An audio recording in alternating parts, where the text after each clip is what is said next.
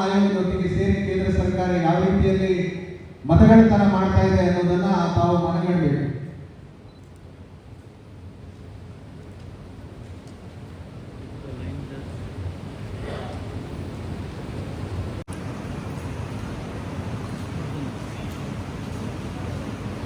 ಗೊತ್ತಾಗಿದ್ದು ಗಾಂಧಿ ಪಿಕ್ಚರ್ ಬಂದ ಮೇಲೆ 1982ನಲ್ಲಿ ಗಾಂಧಿ ಪಿಕ್ಚರ್ ಬಂತು.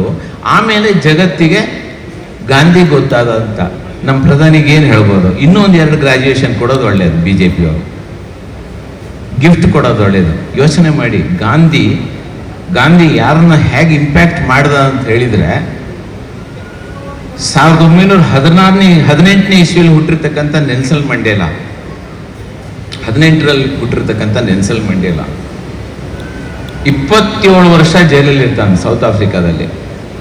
ಬಿಳಿಯರ ವಿರುದ್ಧ ಹೋರಾಟ ಮಾಡ್ತಕ್ಕಂಥದ್ದು, ಬಿಳಿಯರ ವಿರುದ್ಧ 27 ವರ್ಷ ಜೈಲಲ್ಲಿ ಇರ್ತಾನೆ. ಅವನು ಜೈಲಿಂದ ಹೊರಗೆ ಬರೋ ಅಷ್ಟೊತ್ತಿಗೆ ಅವನಿಗೆ 52 ವರ್ಷನೋ 54 ವರ್ಷನೋ ಆಗತ್ತೆ. ಆ ನಂತರ ಅವನು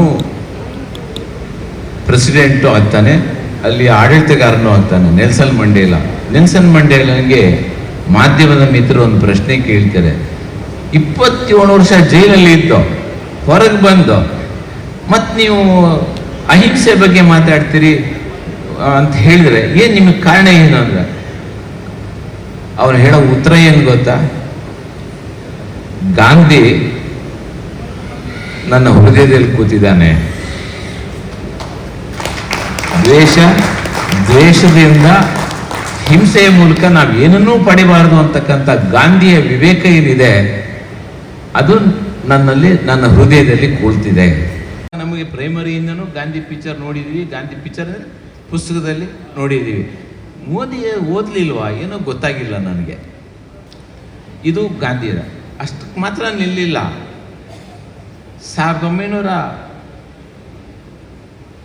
1967ರಲ್ಲಿ ನೊಬೆಲ್ ಪ್ರೈಸ್ನ ಮಾರ್ಟಿನ್ ಲೂಥರ್ ಕಿಂಗ್ಗೆ ಕೊಡ್ತಾರೆ. ಇಲ್ಲಿ ಸೇರಿರುವಂಥ ಎಲ್ಲ ನನ್ನ ಆತ್ಮೀಯರೇ, ವೇದಿಕೆ ಸಂತೋಷ ಆಗಿದೆ. ನಾಥೂರಾಮ್ ಗೋಡ್ಸೆ ಏನು ಈ ಗಾಂಧಿಯನ್ನು ಕೊಂದಿದೆ, ಇವತ್ತು ಕೂಡ ಅವರು ಪಟಾಕಿ ಹೊಡೆಯೋದು ಅದಕ್ಕಾಗಿ. ಹಿಂದೂ ಧರ್ಮದ ಏಕತೆಗೆ, ಹಿಂದೂ ಧರ್ಮದ ಒಳಗಿರ್ತಕ್ಕಂಥ ಏನು ವಿವಿಧತೆ ಇದೆ ಅದನ್ನು ಒಂದು ಮಾಡೋಕ್ಕೆ ಅವ್ರು ರೆಡಿ ಇಲ್ಲ. ಇಲ್ಲೇ ಇದೆ ನನ್ನ ಹತ್ರ ಪ್ರಶ್ನೆ, ಯಾರು ಕೇಳಿದ್ರು ನಾನು ಉತ್ತರ ಕೊಡೋಕೆ ರೆಡಿ ಇದ್ದೀನಿ. ಸಾವರ್ಕರ್ ಸಂವಿಧಾನ ಎಂಬ ಈ ಒಂದು ಅತ್ಯುತ್ತಮ ಕಾರ್ಯಕ್ರಮವನ್ನು ಎಲ್ಲರಿಗೂ ಕಾಂಗ್ರೆಸ್ ಪಕ್ಷದ ಪರವಾಗಿ ಒಬ್ಬ ಕಾರ್ಯಾಧ್ಯಕ್ಷನಾಗಿ ಅವರಿಗೆ ಅಭಿನಂದನೆಗಳನ್ನು ನನ್ನ ಮಹಿಳಾ ಕಾಂಗ್ರೆಸ್ಸಿನ ಸಹೋದರಿಯರು ಬಂದಿದ್ದಾರೆ. ಬಹಳ ಅತ್ಯಂತ ಒಂದು ಮನವಿ ಮಾಡಿಕೊಳ್ಳೋದು ಏನಂತಂದ್ರೆ, ನೀವು ಇಂಥ ಕಾರ್ಯಕ್ರಮವನ್ನು ಮಾಡಿದಾಗ ಯಾವ ರೀತಿ ಮುಂದಿನ ದಿನಗಳಲ್ಲಿ ಯುವಕ ಕಾಂಗ್ರೆಸ್ಸು, ವಿದ್ಯಾರ್ಥಿ, ಈ ದೇಶದ ಪ್ರಧಾನಮಂತ್ರಿಗಳ ಸ್ಥಿತಿ ಯಾವ ರೀತಿ ಬಂದಿದೆ ಅನ್ನೋದನ್ನ ನಾವು ಇವತ್ತು ಅರ್ಥವನ್ನ ಮಾಡ್ಕೊಳ್ಬೇಕಾಗಿದೆ. ಅದೇ ರೀತಿ ನಾವು ಸಮಾಜವಾದ ಅಂತ ಹೇಳಿದ್ರೆ ಏನಪ್ಪ, ನಾವು ಸಮಾಜ ಯಾಕಂತ ಹೇಳಿದ್ರೆ ನಾವಿವತ್ತು ಎಷ್ಟೋ ಈ ಪೀಠಿಕೆಗಳನ್ನು ಓದ್ತೀವಿ, ಅದ್ರ ನಿಜವಾದ ಅರ್ಥವನ್ನು ನಾವು ಅರ್ಥ ಮಾಡ್ಕೊಂಡಿದ್ದೀವ? ಇವತ್ತು ಈ ಅರ್ಥವನ್ನು ಮಾಡಿಕೊಳ್ಳದೆ ನಾವು ಪೀಠಿಕೆಯನ್ನು ಓದುವಂಥ ಸ್ಥಿತಿಗೆ ನಾವು ಯಾಕೆ ಬಂದಿದ್ದೀವಿ? ಇವತ್ತು ಸಮಾಜವಾದ ಅಂತ ಹೇಳಿದ್ರೆ ಏನು? ಇವತ್ತು ಸಮಾಜವಾದ, ಸೋಷಿಯಲಿಸ್ಟ್ ಅಂತ ಹೇಳಿದ್ರೆ ಅದು ಸಮಾಜವಾದ ಅಂತ ಹೇಳಿದ್ರೆ ಆರ್ಥಿಕವಾಗಿ, ಸಾಮಾಜಿಕವಾಗಿ ಸಮಾನತೆಯನ್ನು ಕೊಡಬೇಕು, ಸಮಾಜದ ಕಲ್ಯಾಣವನ್ನು ಕೊಡಬೇಕನ್ನೋದೇ ಸಮಾಜವಾದ. ಅದೇ ಸಮಾಜವಾದ ಅಂತ ಹೇಳಿದ್ರೆ ನಮಗೆ ಆರ್ಥಿಕವಾದಂಥ ಸಮಾನತೆ ನಮಗಿರಬೇಕು, ನ್ಯಾಯವಾದ ಸಮಾನತೆ ನಮಗಿರಬೇಕು. ಇದು ಎಲ್ಲದನ್ನ ನಾವು ಕೊಟ್ಟಿರುವಂಥದ್ದೇ ನಮ್ಮ ಸಮಾಜವಾದದಲ್ಲಿ ನಮ್ಮ ಒಂದು ಏನು ಪೀಠಿಕೆಯಲ್ಲಿ ಅಡಕವಾಗಿರುವಂಥದ್ದು. ಸೇರಿಸಿ ನಾವು ಇವುಗಳನ್ನ ಸಮಾಜವಾದದಲ್ಲಿ ನಾವು ಸೇರಿಸ್ಕೊಂಡಿರುವಂಥದ್ದು. ಇನ್ನೊಂದು ನಾವು ಹೇಳ್ತಾ ಇರುವಂಥದ್ದು ಸೆಕ್ಯುಲರ್ ಅಂತ ಹೇಳಿದ್ರೆ ಈಗ ಹೇಳ್ತಾ ಇದ್ರು ಸೆಕ್ಯುಲರ್ ಅನ್ನ ಯಾವಾಗ ಸೇರಿಸಿದ್ರು ಅಂತ ಹೇಳಿದ್ರೆ, ಸೆಕ್ಯುಲರ್ ಅಂತ ಹೇಳಿದ್ರೆ ನಮ್ಮ ದೇಶದಲ್ಲಿ ಯಾವ ಜಾತಿ ಯಾವ ಧರ್ಮ ಇದೆ ಅವರೆಲ್ಲರಿಗೂ ಸಮಾನತೆಯನ್ನು ಕೊಡಬೇಕು. ಇವತ್ತು ಹಿಂದೂಗಳು ಯಾವ ರೀತಿ ಆಚರಣೆಯನ್ನು ಮಾಡ್ತಾರೆ ಅಥವಾ ಕ್ರೈಸ್ತ ಧರ್ಮದವರು ಯಾವ ರೀತಿ ಆಚರಣೆಯನ್ನು ಮಾಡ್ತಾರೆ, ಯಾರು ಮುಸ್ಲಿಮರು ಇರ್ತಾರೆ, ಇವರೆಲ್ಲರಿಗೂ ಅವರವರ ಧರ್ಮಗಳನ್ನ, ಅವರವರ ಜಾತಿಗಳೆಲ್ಲ ಅವರವರು ಯಾವ ಆಚಾರ ವಿಚಾರಗಳನ್ನ ಮಾಡ್ತಾ ಇದ್ದಾರೆ, ಅವರಿಗೆ ಸಂಪೂರ್ಣವಾದ ಸ್ವಾತಂತ್ರ್ಯವನ್ನು ಕೊಡೋದನ್ನ ನಾವು ಅದನ್ನ ಇವತ್ತು ಸೆಕ್ಯುಲರ್ ಅಂತ ಹೇಳ್ತಾ ಇರುವಂಥದ್ದು. ಇನ್ನೊಂದು ಪದವನ್ನ ಪ್ರಜಾಸತ್ತಾತ್ಮಕ ಅಂತ ಹೇಳಿದ್ರೆ ಏನಪ್ಪ? ಪ್ರಜಾಸತ್ತಾತ್ಮಕ ಅಂತ ಹೇಳಿದ್ರೆ ಪ್ರಜೆಗಳಿಂದ, ಜನರಿಂದ, ಜನರಿಗಾಗಿ, ಜನರಿಗೋಸ್ಕರ ನಡೆಸುವಂತ ಒಂದು ಸರ್ಕಾರವನ್ನ ಪ್ರಜಾಸತ್ತಾತ್ಮಕ ಅಂತ ನಾವು ಹೇಳ್ತಾ ಇರುವಂಥದ್ದು. ಇನ್ನೊಂದನ್ನ ನಾವೇನು ಗಣರಾಜ್ಯ ಅಂತ ಹೇಳ್ತೀವಿ, ಇದೆಲ್ಲ ನಮ್ಮ ಒಂದು ಅಡಕವಾಗಿರುವಂಥದ್ದು. ನಾವೇನು ಪ್ರಿಯಂಬಲ್ ಅಲ್ಲಿ ಇದೆ ಇವತ್ತೆಲ್ಲ ಅಡಕವಾಗಿರುವಂಥದ್ದು. ಇವತ್ತು ಗಣರಾಜ್ಯ ಅಂತ ಹೇಳಿದ್ರೇನು? ಇವತ್ತು ಗಣರಾಜ್ಯ ಅಂತ ಹೇಳಿದ್ರೆ ನಮ್ಮ ನಾಯಕನನ್ನ ನಾವುಗಳು ಆಯ್ಕೆ ಮಾಡಿಕೊಳ್ಳುವಂತ ಅಧಿಕಾರವೇ ನಮಗೆ ಇವತ್ತು ಗಣರಾಜ್ಯ ಇರುವಂಥದ್ದು. ಇದು ಮಹಾತ್ಮ ಗಾಂಧೀಜಿಯವರ ಹತ್ರ ಅಂಬೇಡ್ಕರ್ ಅವ್ರ ಬಗ್ಗೆ ಬೈಯೋದು, ಈ ರೀತಿಯ ಭಾವನೆಗಳನ್ನ ಇವತ್ತು ಅವ್ರು ಇಟ್ಕೊಳ್ತಾ ಇದ್ದಾರೆ. ರತ್ನಾಕರಣ ಒಂದು ವೇಳೆ ಇವತ್ತು ಮಹಾತ್ಮ ಗಾಂಧೀಜಿಯವರು ಅಂಬೇಡ್ಕರ್ ಹೆಸರನ್ನು ಸೂಚಿಸೇ ಇಟ್ಟಿದ್ರೆ, ಅಂಬೇಡ್ಕರ್ ಅವರು ಇವತ್ತು ಏನಾದ್ರೂ ಸಂವಿಧಾನವನ್ನು ಬರೀತಾ ಇದ್ರೆ ಇವತ್ತು ಏನು ಸಮಾನತೆ ಅನ್ನೋ ಒಂದು ಪದ ಇದೆ ಇವತ್ತು ಬರ್ತಿರ್ಲಿಲ್ಲ. ಇವತ್ತು ಅಸಮಾನತೆ ನಮ್ಮಲ್ಲಿ ಇರ್ತಾ ಇತ್ತು. ಇವತ್ತು ಏನು 75 ವರ್ಷಗಳಿಂದ ಈ ದೇಶ ಗಣರಾಜ್ಯವಾಗಿ ಪ್ರಜಾಪ್ರಭುತ್ವವಾಗಿದೆಯೋ ಅದು ನಮ್ಮಲ್ಲಿ ಇರ್ತಾ ಇರಲಿಲ್ಲ. ನಾವೇ ನೋಡ್ಬೋದು ನಮ್ಮ ಸುತ್ತಮುತ್ತಲಿರುವಂತಹ ಪಾಕಿಸ್ತಾನದ ಸ್ಥಿತಿ ಏನಾಗಿದೆ, ಇವತ್ತು ಬಾಂಗ್ಲಾದೇಶದ ಸ್ಥಿತಿ ಏನಾಗಿದೆ, ಶ್ರೀಲಂಕಾದ ಸ್ಥಿತಿ ಏನಾಗಿದೆ. ಅವರೆಲ್ಲರಿಗೂ ನಮ್ಮ ಜೊತೆ ಸಿಕ್ಕಂತ ಸ್ವಾತಂತ್ರ್ಯಗಳು. ಆದ್ರೆ ಇವತ್ತು ಆ ದೇಶದ ಪರಿಸ್ಥಿತಿ ಏನಾಗಿದೆ, ಅದೇ ಪರಿಸ್ಥಿತಿ ನಮ್ಮ ದೇಶದಲ್ಲಿ ಸಹ ಆಗ್ತಾ ಇತ್ತು. ಇನ್ನೂ ಒಂದು ಹೆಜ್ಜೆ ಹೇಳೋದಾದ್ರೆ, ಇವತ್ತು ಏನು ಪ್ರಧಾನ ಮಂತ್ರಿಗಳಿದ್ದಾರೆ ಇವರು ಪ್ರಧಾನಮಂತ್ರಿ ಆಗ್ತಿರ್ಲಿಲ್ಲ. ಒಂದು ವೇಳೆ ಸಂವಿಧಾನ ಇಲ್ಲದೆ ಇದ್ದಿದ್ರೆ, ಈ ಸಮಾನತೆಯನ್ನು ಕೊಡ್ತಾ ಇದ್ರೆ, ಈ ಪ್ರಜಾಪ್ರಭುತ್ವ ಉಳಿತಾ ಇದ್ರೆ ಇವತ್ತಿನ ಏನು ಪ್ರಧಾನ ಮಂತ್ರಿ ಆಗಿದ್ದಾರೆ ಇವರು ಪ್ರಧಾನಮಂತ್ರಿ ಆಗ್ತಿರ್ಲಿಲ್ಲ. ಇದನ್ನು ಭಾರತೀಯ ಜನತಾ ಪಕ್ಷದವರು ತಿಳ್ಕೊಳ್ಬೇಕು. ಇವತ್ತು ಏನಾದ್ರೂ ಈ ದೇಶದಲ್ಲಿ ಪ್ರಧಾನಮಂತ್ರಿ ಆಗಿದ್ದಾರೆ, ಮೋದಿ ಅವರು ಪ್ರಧಾನಮಂತ್ರಿ ಆಗಿದ್ದಾರೆ, ಏನು ಹಿಂದುಳಿದವರಿಗೆ ಅಧಿಕಾರವನ್ನು ಕೊಟ್ಟಿದ್ದಾರೆ ಅಂತ ಹೇಳಿದ್ರೆ ಇದು ಸಂವಿಧಾನ, ಕಾಂಗ್ರೆಸ್ ಪಕ್ಷ ಕೊಟ್ಟದ್ದು ಸಂವಿಧಾನ ಅಂತ ಹೇಳಿ ನಾವು ಅವ್ರಿಗೆ ಒತ್ತಿ ಒತ್ತಿ ಹೇಳಬೇಕಾಗಿದೆ. ಇವತ್ತು ನಾವೆಲ್ಲರೂ ಒಂದೇ ಅಣ್ಣ ತಾಯಿ, ಒಂದೇ ಅಣ್ಣ ತಮ್ಮರ ತರ ಬದುಕ್ತಾ ಇದ್ದೀವಿ ಅಂತ ಹೇಳಿದ್ರೆ ಇದು ಸಂವಿಧಾನದಿಂದ ನಾವು ಬದುಕ್ತಾ ಇರುವಂತದ್ದು. ನಮಗೆಲ್ಲಿಗೂ ಇವತ್ತು ನಾನು ಅದರಲ್ಲೂ ಮಹಿಳೆಯರಿಗೆ ಇವತ್ತು ಏನಾದ್ರೂ ಸ್ವಾತಂತ್ರ್ಯ ಸಿಕ್ಕಿದೆ, ಅಧಿಕಾರ ಸಿಕ್ಕಿದೆ ಅಂತ ಹೇಳಿದ್ರೆ ಅದು ಸಂವಿಧಾನದಿಂದ ಸಿಕ್ಕಿದೆ. ಆದ್ರೆ ಇವತ್ತು ಭಾರತೀಯ ಜನತಾ ಪಕ್ಷದವ್ರದ್ದು ಏನು ಒಂದು ಅಜೆಂಡಾ, ಇಡನ್ ಅಜೆಂಡಾ ಇದೆ ಅಂತ ಹೇಳಿ ತಮ್ಗೆಲ್ರಿಗೂ ಗೊತ್ತಿದೆ. ಹಾಗಾಗಿ ನಾನು ಯಾಕಂತ ಹೇಳಿದ್ರೆ ಇದ್ರ ಬಗ್ಗೆ ಭಾಷಣವನ್ನ ಮಾಡ್ಲಿಕ್ಕೆ ಇವತ್ತು ನಾವು ಇಬ್ರು ನಾಯಕರನ್ನ ಕಳಿಸಿದೀವಿ. ಶಿಕ್ಷಣದಲ್ಲಿ ಆಗಬೇಕದು. ಶಿಕ್ಷಣದಲ್ಲಿ ಆದ್ರೆ ಮಾತ್ರ ಮುಂದಿನ ಪೀಳಿಗೆಗೆ ನಮ್ಮ ಭಾರತದ ಸಂವಿಧಾನದ ಶಕ್ತಿ ಏನೋದು ಅರ್ಥ ಆಗುತ್ತೆ. ಈ ಭಾರತದ ಸ್ವಾತಂತ್ರ್ಯಕ್ಕೋಸ್ಕರ ಎಷ್ಟು ಜನ ತ್ಯಾಗ ಮಾಡಿದ್ದಾರೆ, ಎಷ್ಟು ಕಷ್ಟಪಟ್ಟಿದ್ದಾರೆ, ಕಾಂಗ್ರೆಸ್ನ ಶಕ್ತಿ ಏನು ಅನ್ನೋದು ಮುಂದಿನ ಪೀಳಿಗೆಗೆ ಅರ್ಥ ಆಗುತ್ತೆ. ಯುವಕರನ್ನ ನಾವು ಕೈ ಚೆಲ್ಲಿದ್ರೆ ಇಲ್ಲಿ ಪಕ್ಷ ಕಟ್ಟೋದು ತುಂಬಾ ಕಷ್ಟ ಆಗತ್ತೆ. ಅದನ್ನ ನಾನು ಮತ್ತೊಮ್ಮೆ ನಮ್ಮ ಅಧ್ಯಕ್ಷರಿಗೆ ಈ ವಿಷಯವನ್ನ ಹೇಳ್ತಾ ಇದ್ದೀನಿ. ಮುಂದಿನ ದಿನಗಳಲ್ಲಿ ಪಠ್ಯ ಪುಸ್ತಕಗಳಲ್ಲಿ ಸಂವಿಧಾನದ ಪರಿಚಯ ಆಗಲೇಬೇಕು. ಅದಾಯ್ತು ಅಂದ್ರೆ ಸಮಗ್ರ ರಾಷ್ಟ್ರ ಸಂವಿಧಾನವನ್ನ ಗೌರವಿಸುವಂತ ಒಂದು ಪ್ರಕ್ರಿಯೆ ಪ್ರಾರಂಭವಾಗುತ್ತದೆ.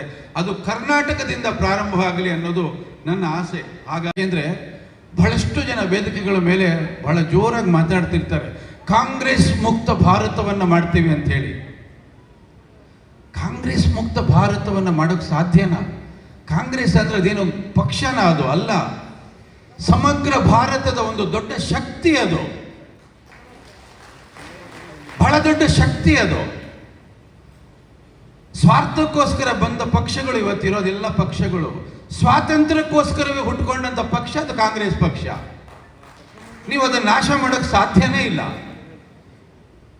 ಒಂದು ಮರ ಬೇಸಿಗೆ ಕಾಲದಲ್ಲಿ ಒಣಗೋಗಿ ಆ ಎಲೆಗಳೆಲ್ಲ ಬಿದ್ದು ಹೋಗುತ್ತೆ. ಹಾಗಂದ್ರೆ ಮಾತ್ರಕ್ಕೆ ಮರದ ಶಕ್ತಿ ಕುಂದಿದೆ ಅಂತ ಅಲ್ಲ. ವಸಂತ ಕಾಲದಲ್ಲಿ ಮತ್ತೆ ಅದು ಚಿಗುರುತ್ತೆ, ಸಾವಿರಾರು ಜನಕ್ಕೆ ನೆರಳನ್ನ ಕೊಡುತ್ತೆ. ಅಂಥ ಒಂದು ಮರವೇ ಕಾಂಗ್ರೆಸ್ ಪಕ್ಷ. ಕಾಂಗ್ರೆಸ್ ಪಕ್ಷವನ್ನ ಸುಲಭವಾಗಿ ಯಾರು ಏನೋ ಮಾಡಕ್ ಸಾಧ್ಯನೇ ಇಲ್ಲ.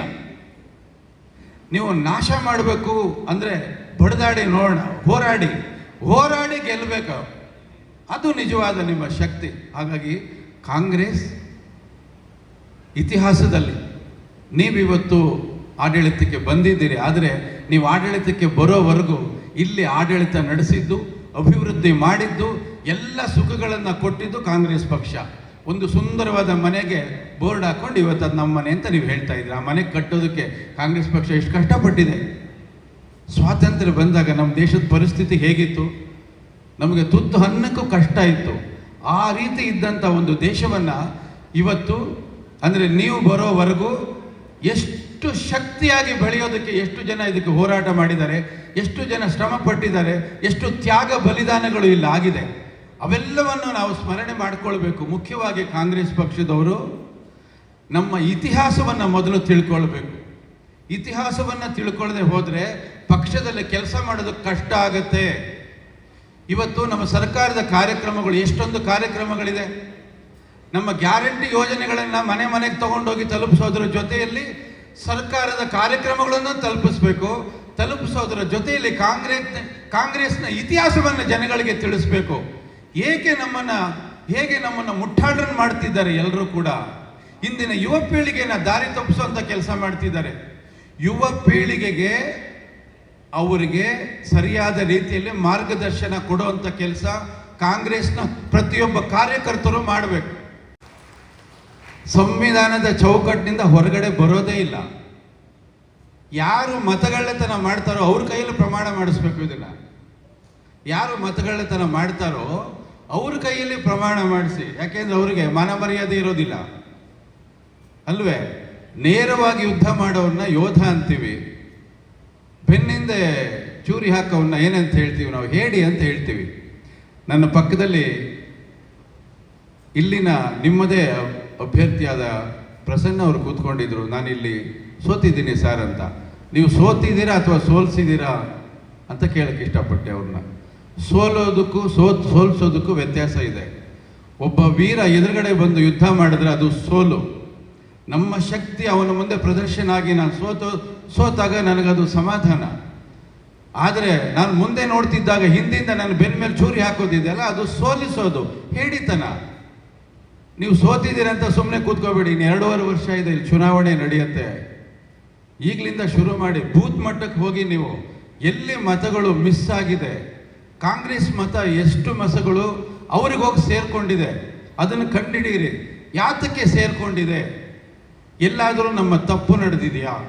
ತಪ್ಪು ನಡೆದಿದ್ರೆ ಸರಿಪಡಿಸ್ಕೊಳ್ಳಿ, ಅಥವಾ ನಾವೇ ತಪ್ಪು ಮಾಡಿದ್ರೆ ಸರಿಪಡಿಸ್ಕೊಳ್ಳಿ. ಅದನ್ನ ನಮ್ಮಿಂದ ಹೋಗಿರ್ತಕ್ಕಂಥ ಮತವನ್ನು ಮತ್ತೆ ಪಡ್ಕೊಳ್ಳೋ ಕೆಲಸನ ಮಾಡಿ, ಕಳ್ಕೊಂಡ ಕ್ಷೇತ್ರವನ್ನು ಮತ್ತೆ ಪಡ್ಕೊಳ್ಬೇಕು. ಅದೇ ನಮ್ಮ ಕೆಲಸ. ಆ ಕೆಲಸ ಮಾಡದೆ ಹೋದ್ರೆ ನಾವು ಸುಮ್ಮನೆ ಅಲ್ಲಲ್ಲಿ ವೇದಿಕೆ ಮೇಲೆ ಭಾಷಣ ಮಾಡ್ತಾ ಇರ್ತೀವಿ. ಭಾಷಣ ಕೇಳಕ್ಕೆ ಒಂದಷ್ಟು ಜನ ಬರ್ತಾರೆ, ಸಂಜೆ ಹೋಗಿ ಬರ್ತು ಬಿಡ್ತಾರೆ. ಆ ಕೆಲಸ ಮಾಡಬಾರ್ದು. ನಾವು ದಿನನಿತ್ಯ ಬೆಳಗ್ಗೆಯಿಂದ ಸಂಜೆವರೆಗೂ ಹೇಗೆ ನಾವು ಆ ಕ್ಷೇತ್ರದಲ್ಲಿ ಮತಯಾಚನೆಗೆ ಓಡಾಡ್ತಿದ್ವೋ ಅದೇ ರೀತಿ ಕೂಡ ಪುನಃ ನಾವು ಈ ಕ್ಷೇತ್ರವನ್ನು ನಮ್ಮ ಪಕ್ಷಕ್ಕೆ ತಗೊಳ್ಳೋದಕ್ಕೆ ನಾವು ದಿನನಿತ್ಯ ಅಲ್ಲಿ ಕೆಲಸ ಮಾಡೋದೇ ನಿಜವಾದ ಕಾಯಕ ಅನ್ನೋದು ನನ್ನ ಅಭಿಪ್ರಾಯ.